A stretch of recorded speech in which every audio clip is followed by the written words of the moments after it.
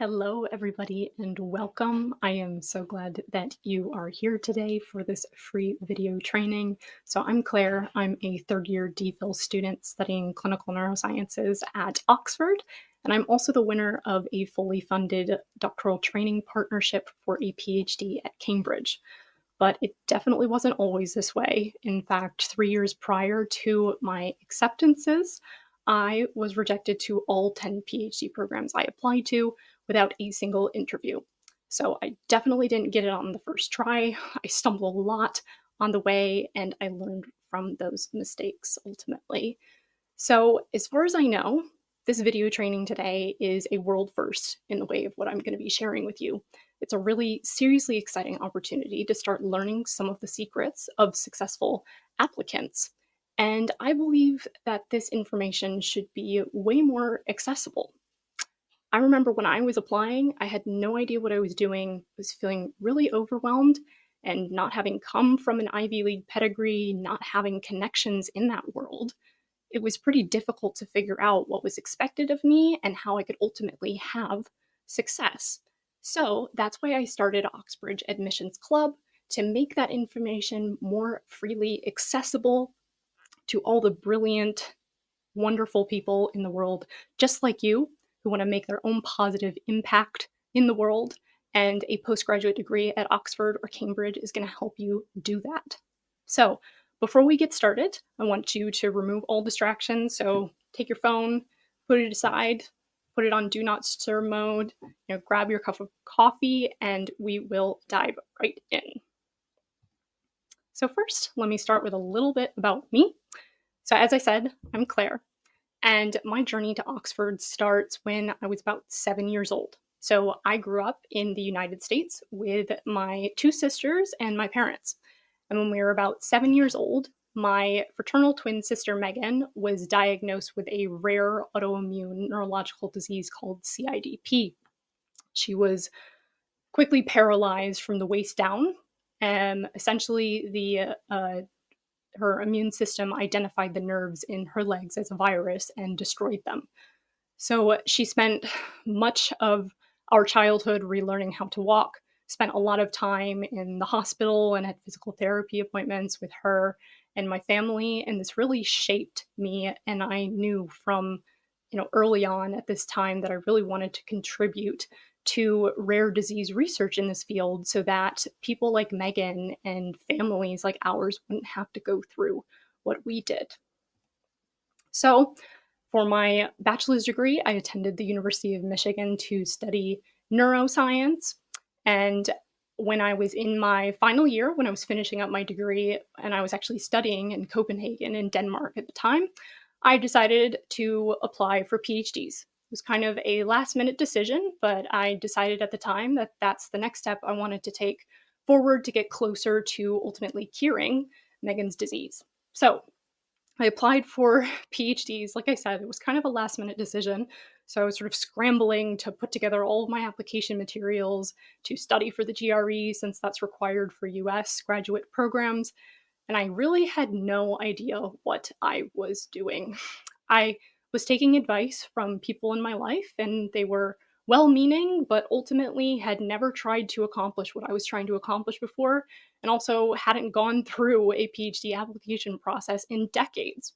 So I didn't have access to the right advice. I didn't know what I was doing. So I submitted my applications and I waited. And I waited some more, and I waited some more. And it ultimately became clear that I was not getting into any of those programs to fulfill my dream. So ultimately, this was really crushing, and I fell into the first deep depression of my life. Shortly thereafter, I moved to the Boston area after graduating with my bachelor's from the University of Michigan at the end of 2017. So I moved to Boston, and I started working in academia for a bit, and then I moved over to industry, trying out different things, but really nothing felt right.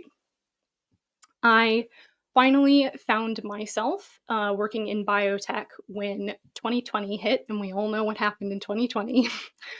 the COVID-19 pandemic rolled around, and as I found myself as essential personnel working in biotech in Boston, I revisited this idea of a PhD. I realized to achieve another goal that I had of starting my own biotech company one day to produce therapeutics for people like my twin sister, I was going to need more expertise than just working at a biotech company. So I revisited that super scary idea of applying for PhDs again. And I actually remember crying in the arms of one of my friends at the time who was doing their PhD at MIT. I was just so terrified of the rejection. What was going to happen to me if I got rejected again? What was I going to tell my friends and family who, really cared about me and cared about me achieving my goals? What was I going to tell them if I failed not just the first time, but then the second time too? What was I going to be doing the following year instead of, starting at my dream school, my dream program? I was terrified, but I was so glad that I ultimately decided to push past that and apply anyways and start believing in myself. And the story of how I got my fully funded offers and I got here at Oxford in the end is its own sort of roller coaster story. But as I said, in the end, I was able to get those two fully funded offers to Oxford and Cambridge, to my dream programs in the neurosciences, because everything changed for me when I was able to learn from people who had come before me. And I applied that to my applications and I implemented some of what I'm going to be talking to you about today. So this is definitely achievable for you. If I could turn around my 10 rejections into this success, then you can too. So you might be wondering, where do I start? Again, I know when I was approaching this super intimidating application process with these names like Oxford and Cambridge, I had never even related with the likes of institutions like this. I had no idea where to begin. Every application process is different with different requirements, and it can sometimes feel impossible to know where to start. So, I'm going to bring you through a little exercise right now. My approach to applications, where it all starts, I'm going to tell you it's a little unconventional, but it's going to truly help your application stand out. So I want you to close your eyes, and I want you to vividly visualize what I'm about to tell you. So you're going to think about not just what it looks like, but what it feels like. What are the sounds you hear? What are the smells you smell? What are the sensations that you feel by touch, if any? So, you got your eyes closed? Okay, good. So, imagine in 50, 60, 70 years into the future that you're at your own funeral. I know this may sound kind of morbid, but really stick with me because this is going to help your application a lot. So, imagine you're at your own funeral. What does it look like? Who do you see there? Imagine all of that. So at your funeral, you have friends, family, colleagues, and they're taking turns giving eulogies about you and your life and the impact that you had. Imagine what that looks like. What does that sound like? So what are they saying about you? I want you to pause this video and actually, talk out loud to yourself about what these people are saying, or even better, write it down. Seriously, you're going to want to stop and do this exercise because it's going to help you a lot. So pause the video now and write down what these different people in your life are saying about you at your funeral. All right, are you back? Great. So what you just figured out through this exercise is your why. It's your true values, your principles. And I believe this is the best way not to just get into a top institution like Oxford or Cambridge, but to, at the end of the day, live your life in alignment with your true values and principles and goals. So what you just identified is going to be the driver behind your why, which is going to be the driver behind your application. This, when you identified it, you can imbue that into your application. And trust me, the people reading through your application, the people who are going to be interacting with you in your interview, when you've got that why at the top of your mind, it is going to show through every single time.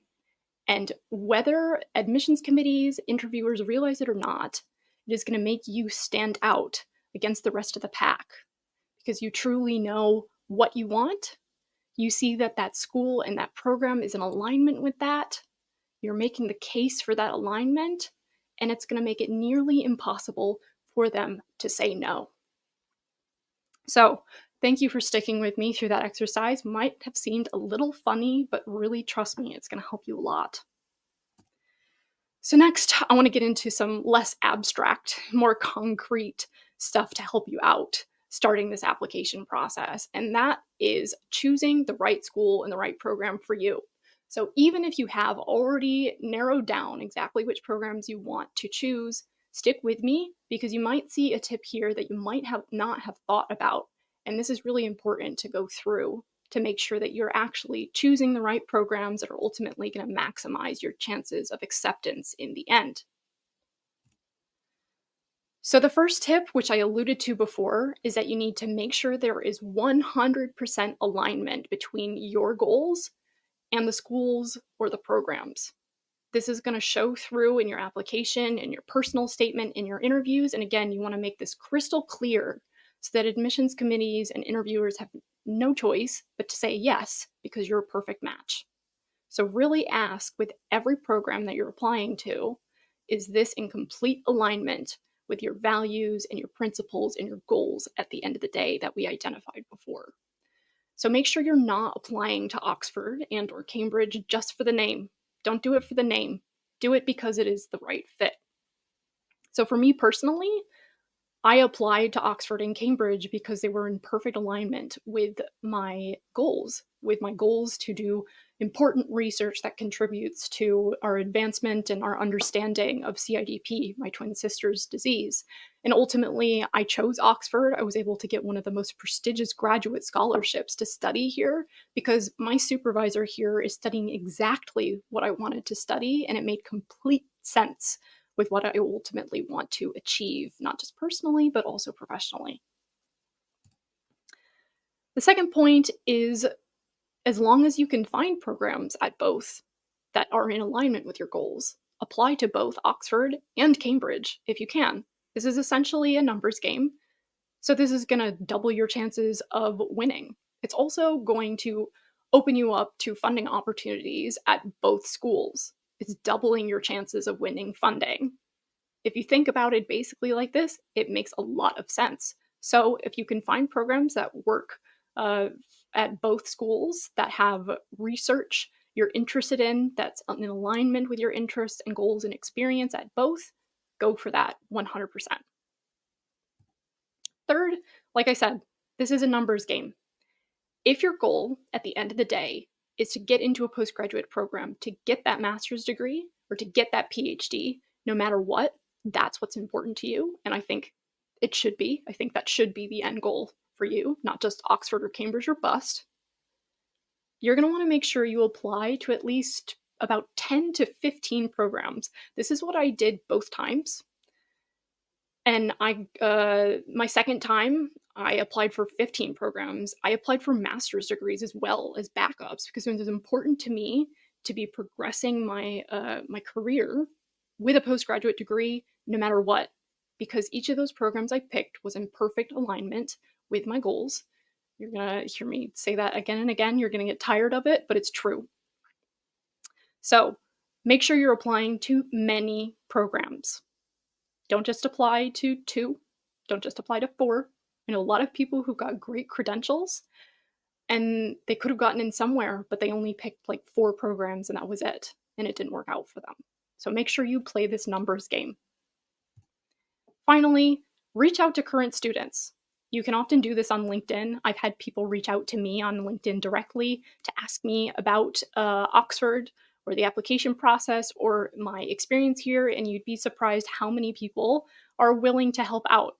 I've been willing to talk to students and you might at the very least make a good connection, and at the most, you could get valuable insights into applying to that specific school or that specific program, as well as sort of application tips that are tailored to your very specific field that you couldn't get at pretty much anywhere else.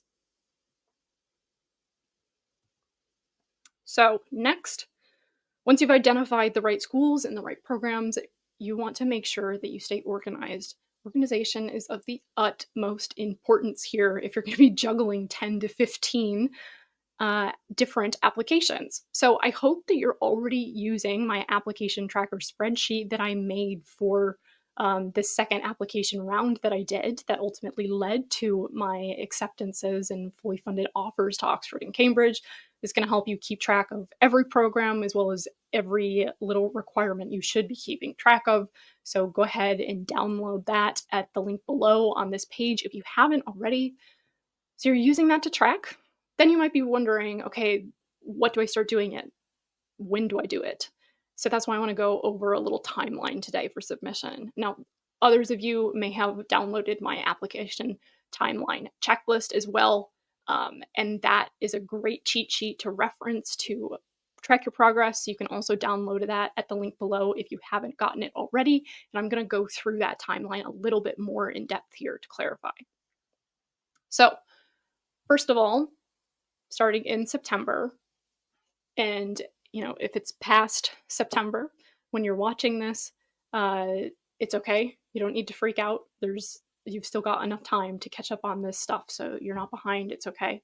And also, I have in parentheses here October. So this is for applications that are due in January. So you can shift this entire timeline a month if you are applying this timeline to applications that are due in January, because I know a lot of them, especially at Cambridge, are not due until January, whereas some Oxford programs, especially those in the sciences, are due in December.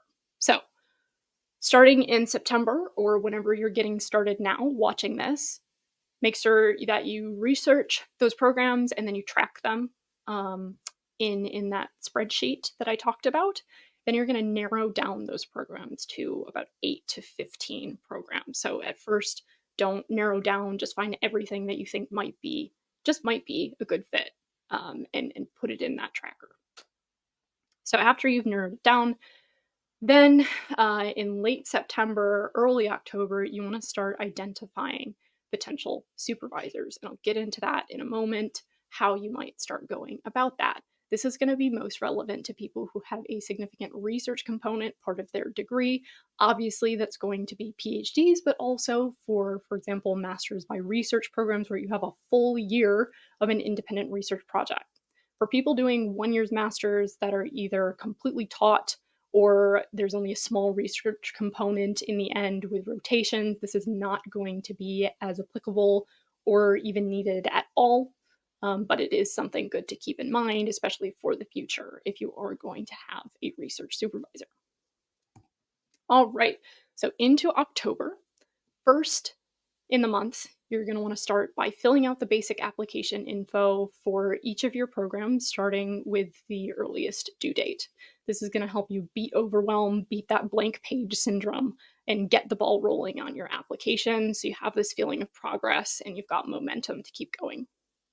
Next, for these research degrees that I spoke about, you're going to want to make sure to read 1 to 2 papers from each of your potential supervisors you identified.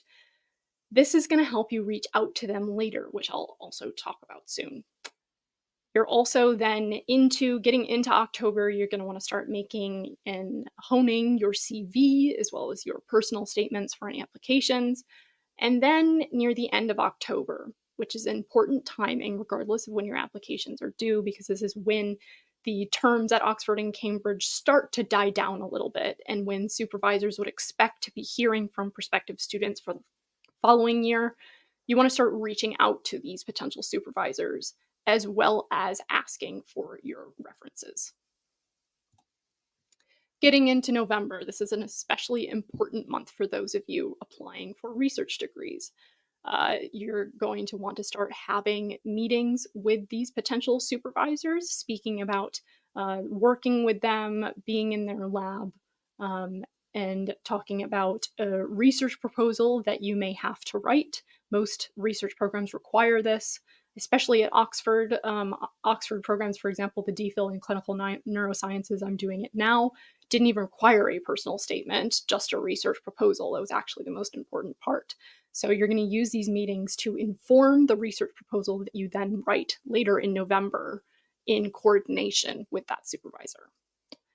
November is also when you want to start writing scholarship personal statements. So throughout this entire process, as early as you can, you need to be looking into scholarships.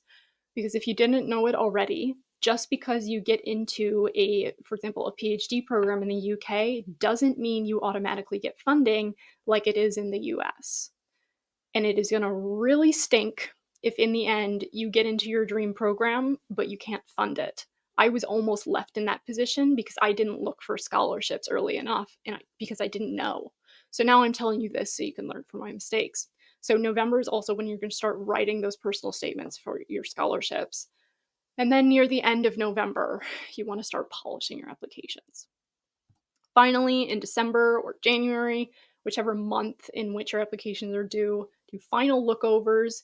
You want to also optimally give that application to a trusted friend or family member to have another set of eyes on it. Getting as many pairs of eyes on it as possible is really important to make sure that your application is as polished and perfect as it can be before you ultimately submit. Now, I often get the question from people, does it help me at all to submit my application earlier than the deadline, months earlier, or does it hurt me? And the answer is neither. Unless the program explicitly states that it's rolling admissions, which is very, very rare at Oxford and Cambridge for postgraduate programs, it's not going to matter when you submit that application as long as you submit it before the deadline. They're going to review all of the applications together after the deadline. However, I highly suggest not waiting until the last second because there can often be a rush of traffic to these application portals, and for some reason they can't handle the traffic surge and they crash. And I can tell you that Oxford and Cambridge are not, frankly, they're not going to care. It might sound harsh, but they're not going to care if your application didn't get submitted on time in the end because you waited until the last second and there was a server crash. So I'd recommend aiming to get your application at the latest in about a week before the final deadline so you can feel really secure you've got that in on time, and you've also got a little bit of buffer time to chase up any references that haven't come in by any chance or something like that. I mean, in that case, it's actually going to be best to shoot for submitting about 2 weeks before the final deadline if you really want to make sure you have a comfortable cushion to get everything in. And you do want that comfortable cushion, trust me. This process is stressful enough, and you don't want to be worrying about stressing about getting that stuff in at the last minute. And then, like I said, throughout this process, you want to be searching for and applying for scholarships. So next, you might be wondering, and I get lots of questions about this too, how do I choose the right supervisor? How do I reach out to the supervisors? A lot of us who especially don't have a lot of academic connections, don't have a lot of contact with working directly with professors, this can be super intimidating. I mean, even for those of us who have had a lot of contact with professors in our undergraduate degrees, reaching out to a professor at an institution like Oxford or Cambridge is extremely intimidating. I know it was for me, so much so that I didn't even do it my first time applying. And it is super important for these research degrees that you reach out to these people, because think about it. Who are the admissions committees going to want to say yes to in the end? Someone who's got a great application on paper, but the supervisor they list in their application, it's a huge question mark whether they want to work with you, whether you're compatible, or someone who's not only great on paper, but they also spoke to the supervisor, and the supervisor can put their stamp of approval on your application and say, yes, I want to work with that person. I spoke with them. I can vouch for them. Right? The choice is clear. They're going to choose a person who's spoken to the supervisor and gotten that stamp of approval. The idea here is to get in the admissions committee's head and think about how you can make it as easy as possible for them to say yes to you. And one of the simplest and easiest ways to increase your chances of getting that yes is reaching out to supervisors, but not just any supervisors, the right ones. So right now I'm going to go over how you can choose the right supervisor. And again, even if you think you've got it nailed down which supervisors you want to work with, stay with me here. Go through these tips I am about to share because they are really going to help you make sure you truly have the right supervisor in the end, because that supervisor can make or break your graduate experience. And you want to make sure that you have the most awesome time you can when you ultimately get to Cambridge or Oxford, which I know you will. So first, think about opting for associate professors over tenured professors. Here's why. Associate professors are a little bit earlier in their career. They don't have all of the responsibilities that a tenured professor has. And if you've seen a tenured professor, they are running around 24 hours of the day. I don't even know how they have time to sleep or eat. They're trying to do 5 things at once all the time. And I can guarantee you, one of those things is not going to be constantly mentoring you. So my supervisor, besides choosing him because he was doing research I was ultimately extremely interested in and was in alignment with my personal and professional goals, he also at the time was an associate professor. He only had one other student at the time, and he was quickly rising the ranks, but had a lot of time to mentor me, especially in that super formative first year. And I wouldn't give that up for anything. I have other friends here at Oxford whose supervisors are the head of the department or the head of the division. And while that can come with its own perks, I truly believe if you want the best experience you can have, that's going to set you up for success after your degree, you want to make sure that your supervisor is somebody who can consistently mentor and engage with you. That is super important. Also, I think this is a great sort of hack if you really want to optimize your chances of success, because these associate professors may have fewer people working for them, fewer students, and fewer applicants vying to work with them because they might not have that super flashy name yet or that triple digit H index. But I can tell you that those two things are not going to necessarily help you have an amazing PhD. It's going to be somebody who is smart and compassionate and can mentor you well. So think about this definitely when you're choosing your supervisor. Second, make sure that their research interests match with your research experience. And I emphasize experience because it is not enough for their research interests to align with your research interests, but you don't have the experience to back it up. That's sort of the mistake I made. One of the many mistakes I made in my first round of applications. I am a multi-passionate person. I'm interested in a lot of stuff. So I was applying to programs not only in neurobiology and biopsychology, that was part of my degree, but also, the technology of listening devices and people peripherally interested in music, because I am a musician, but I hadn't played my primary instrument since high school. It was research topics I was interested in, but I didn't have the research experience to back it up. My research experience was throughout different diseases, actually in immunology. So what made the most sense in the end when I applied to Oxford and Cambridge, and other programs too, programs that focus not only on the neuroscience I was interested in, but also the immunology component of that. And that is precisely what I'm doing at Oxford. I'm focusing on B-cell biology of this neurological disease, which very few people are focusing on. It's great that my research experience was in alignment with my research interests, and that's ideally what you want. That's going to make the strongest application. But if you focus on anything, make sure at the end of the day that your supervisor's research interests match with the research experience you have. Because the actions you have to back up your application are going to be way more than the words you say about what you're interested in. You need to not just show you can talk the talk, you can also walk the walk. Third, again, with this point, try to speak to current students or postdocs from the labs you're interested in. I actually did this for one of the labs I was interested in at Cambridge when I was applying. The supervisor actually volunteered it for me and offered to get me in contact with one of his postdocs to speak with her. And Through this conversation, it was really helpful. I was able to get a lot of insights and actually identify a lot of red flags that would have made this a pretty bad PhD for me personally. And so I could avoid that. That was really helpful, but you don't need to wait for the supervisor to offer that to you. You can take initiative, go to the departmental websites, and usually different labs will be listed along with their members. And a lot of these postdocs or students, even their emails will be listed there, and you can directly reach out to them that way. Ask to have a quick chat. This is not only to make sure the research is compatible, but also the lab culture, the way things work. It's extremely important that all of these things are compatible so you can not only get accepted, but you can also have an excellent experience that works for you once you're there. Finally, look at who your potential supervisors frequently publish and collaborate with, and this is for a few reasons.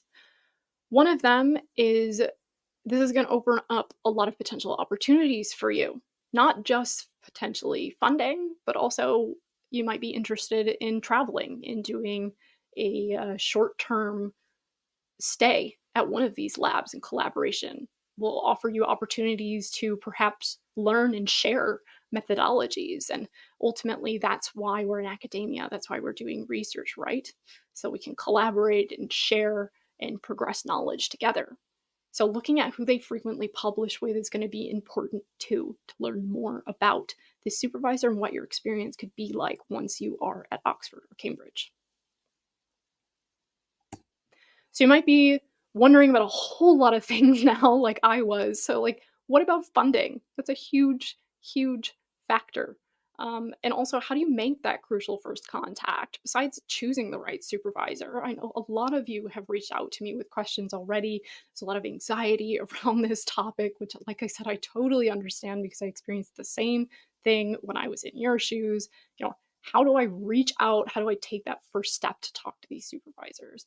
I'm actually gonna talk about that soon in another video training that's gonna be coming up soon. So really make sure that you tune back in for that because I'm gonna be diving in deep to how you can actually address this funding question and make that crucial first contact with the supervisors that you dream of working with.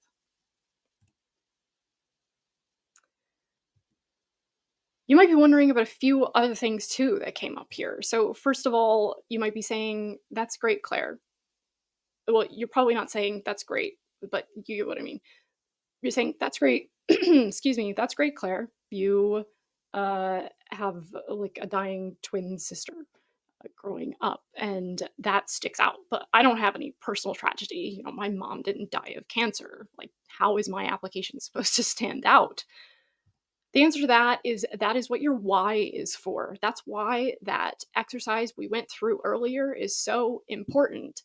And whether your why is purely academic curiosity or the impact you're going to have on society or even your professional goals, all of those are valid. You don't need to have a personal tragedy in order for your application to stand out amongst others. Got plenty of friends here at Oxford that they didn't perch their application on a personal tragedy. They were strategic about their application. And they use a lot of the techniques that I've been through here today in this video training. You might also be wondering about the time commitment, which is completely valid. You're hearing me say, 8 to 15 programs, and you're like, "Claire, I am still a full-time student, or I've got a full-time job." You might even have caring responsibilities. Like, how do I have time to work on 8 to 15 different applications? And the answer to that is it is totally doable with the right approach. I was working a full-time job in industry with a pretty demanding boss at the time that I was applying, but I decided these applications were the most important thing.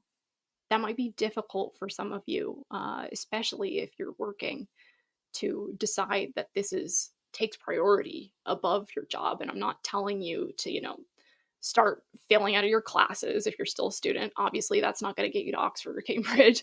I'm not telling you to start neglecting your work responsibilities or anything like that.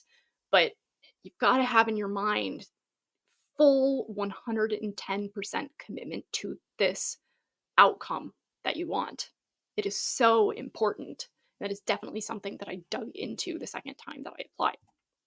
So there are a few things you're going to want to do here. You're going to want to have a system for success. There are different types of system, of organizations, of schedules. Do what works for you. I plan out my months in advance, high level, and then week by week, I do daily tasks in Microsoft OneNote. I've been doing that for years, carried me through undergrad well. But other people love tools like for project management, like Asana, for example. So find a system that works for you and use that to organize your applications, besides my free application tracker spreadsheet, of course. Another thing you can do is get up an hour earlier to work on your applications. I can admit I am definitely not a morning person naturally. I love being up once I'm up and I've had enough sleep, but those two things are not happening very often. So, but when I was applying, like I said, I decided this was my number one priority and I was committed to my success no matter what. So it was worth the sacrifices I had to make, not watching that hour of TV at the end of the night so I could go to bed an hour earlier and I could wake up an hour earlier the next morning to work on my applications. And that is what I did every single day before I went to work. I also want you to relentlessly time block. So if you're not familiar with what time blocking is, it's making, well, what the name suggests, this continuous block of time to work on whatever your priority is and be relentless about it. Don't compromise on that block. You are unavailable. And unless there is a huge emergency, you're not doing anything else but what you set out to do in that time block. The people around you know that that's what you're doing and they're not disturbing you. And so I encourage you to time block like this when you work on your applications to make sure that they get done. And then, like I said, stay committed. That is so important mentally to do through this process. The third thing that you may be very concerned about, and again is extremely valid, is the potential emotional toll of this process. So as I alluded to before, even when I had success ultimately in the end, it was a roller coaster of ups and downs. It was not just success the whole way through, it was a lot of this. So even if you have success in the end, you can pretty much count on the fact that it is not always going to feel like that. And it's completely valid to be concerned about that. So while there's no way to guarantee your acceptance here, you can build up your emotional and mental resilience along with the tools from someone who's been there, like me. So realize that this is a marathon, not a sprint. Like I said, the only thing you're going to be able to count on is this being a roller coaster. Make sure you set up and have a support system for yourself, whether that is friends or family nearby or both. Make sure you have that support system, people who you feel comfortable opening up to, including if you have rejections, which I'm going to be honest with you, it's going to happen. I applied to 15 programs, like I said, across masters and PhDs. And although I got a lot of interview offers, including from a lot of fully funded programs, I also got rejections. I got rejections from a bunch of US grad schools in this process still. So you're going to get rejected, but in the end, you just need one to say yes, and that's that. So make sure you've got a support system that you feel comfortable opening up to about how you're feeling about these rejections. You don't feel embarrassed about, because the more that you hold that in, the more isolated you're going to feel, and this process is isolating enough. So make sure you have that support system. And then the final thing is self-care. Hopefully it goes without saying, and I know you might have heard this from a lot of people too, but it is true, and I can speak from personal experience on this one. You need to make sure you're sleeping enough, getting a solid at least 8 hours of sleep every night. Make sure you're eating well, you're eating whole, nutritious food, because that fuels you. It literally fuels your brain for this application process, and you're going to need that fuel. Make sure you're taking time to regularly move. This doesn't need to be like bodybuilding 5 times a week, but make sure you're getting out on walks. Like, you've got to work out the adrenaline that goes through you during this really long period of time.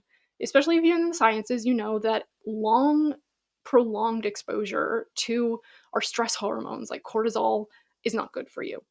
Now, there's going to be some levels of cortisol over a prolonged period of time that are involved here, but you want to manage, you want to de-risk, if you will, that exposure as much as you can. And one of the ways you do that is moving. It literally is working that adrenaline out This is not something that I did enough, especially when interview time came around, and I found myself with 7 interviews in the span of 10 days. It was to date, and I had to go through my transfer of status, which is like a mini thesis defense in my DPhil, and still nothing beats the stress of about that week and a half that I did those interviews. I wasn't moving around enough, working through that adrenaline. As a result, I had actually struggled a lot with anxiety during that process, but also after. And I dealt with those effects that pretty much developed into an anxiety disorder for many months afterwards. You do not want to find yourself in that position, trust me. So make sure you're moving, regularly through this process, because your body needs that and it will thank you.